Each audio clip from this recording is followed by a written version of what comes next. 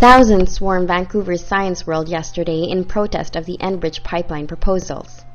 The crowd was led to dance like Canadian animals such as the orca. The orca symbolized their stance. This issue is as black and white as a killer whale. Saying no to the Enbridge pipeline is as black and white as the killer whales that are threatened by that pipeline. The city of Vancouver spoke out against Enbridge. Moving to another path is not about being the greenest city in the world, it's about being a city that can survive into the next century. We cannot accept any more expansion of pipelines or tanker traffic on our coast. An alliance of First Nations in northern BC will not budge against the Conservatives.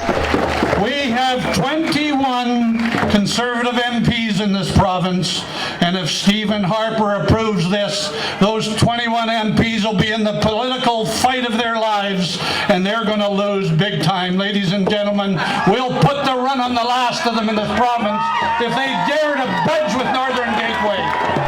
A 17-year-old expressed deep concern over his generation's future. I say this to our government. If you want to stand up for my generation, start by standing up to the Enbridge pipeline.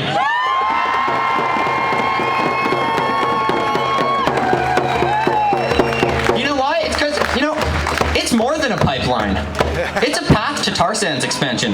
You've all seen the ads, right? Where they're like, yeah, it's more than a pipeline, it's a path to prosperity. Well, you know what? It's not a path to prosperity, it's a path to oil spills, and it's a path to catastrophic climate change. But in the end, that is a path that we're not going to walk down. And an environmentalist said there's other ways to find jobs. Enough of this tired old rhetoric that it's a choice between the environment and the economy. What generation do you live in? In this generation, we have the creativity, the courage, and now the technology to get it right for our kids, and that's why we're here. An MP from northern BC said he won't let the feds bully his people. The federal government of Canada called me and my people radicals. They called us enemies of the state.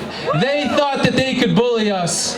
They thought that they could shut us down. Are they going to bully us? No! Are they going to shut us down? No! You know, sometimes out here on the West Coast, it feels like you have to yell real loud for those folks in Ottawa to hear us. Get over those mountains.